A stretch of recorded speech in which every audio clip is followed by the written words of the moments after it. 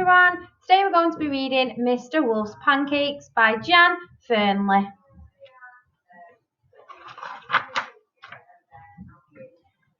One day, Mr. Wolf was feeling hungry. He fancied some pancakes. Yum, yum, he said, licking his lips at the thought of a big pile of fresh, delicious pancakes. Mr. Wolf had never made pancakes before. He took his big recipe book down off the shelf and looked inside. But wolves can't read very well, and Mr. Wolf had trouble making sense of it, so he went to get some help from his neighbours. He called on Chicken Licken, who lived next door. "Please, can you help me read this?" he asked. "No," said Chicken Licken, slamming the door in Mr. Wolf's face. Bang! "Oh dear," sighed Mr. Wolf.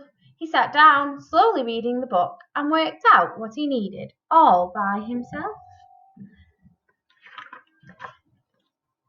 Mr. Wolf looked in his cupboard for the ingredients, but he couldn't find anything he needed. "I'll go to the shop," he decided, and he settled down to write a list. But wolves aren't very good at writing, so Mr. Wolf called on Wee Willie Winkie. "You're very clever," said Mr. Wolf. "Can you help me write my shopping list, please?" "No," said Wee Willie Winkie. "Go away." He slammed his door. Bang! "There's no need to be like that," said Mr. Wolf quietly.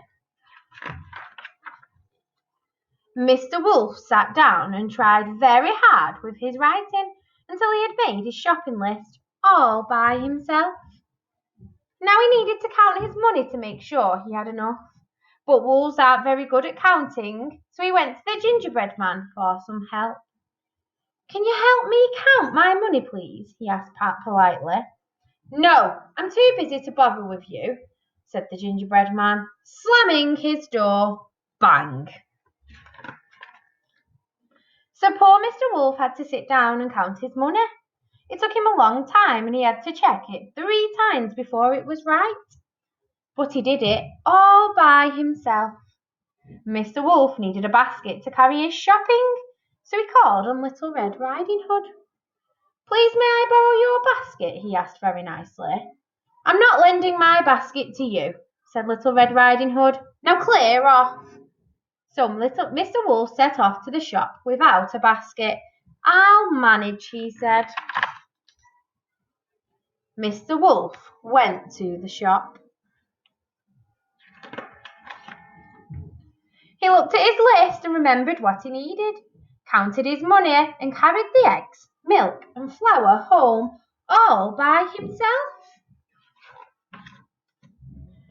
Now it was time to make the pancakes, but wolves aren't very good at cooking, so Mr. Wolf called on the 3 little pigs.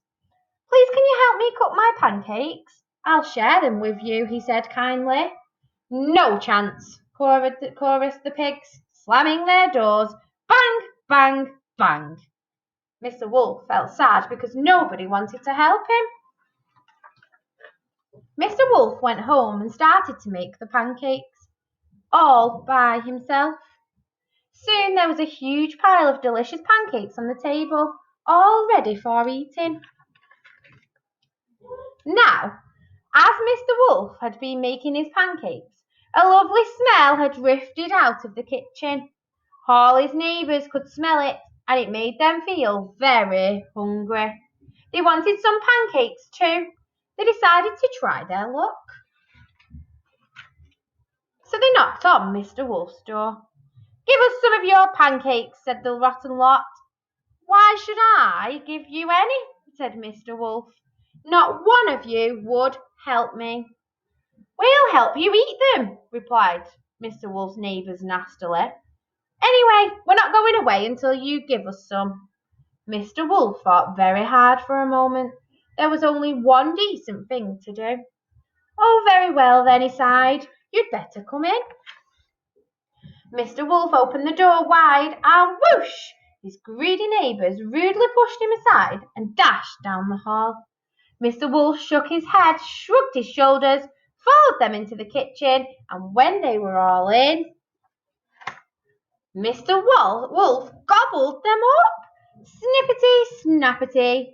That was the end of his unhelpful neighbours.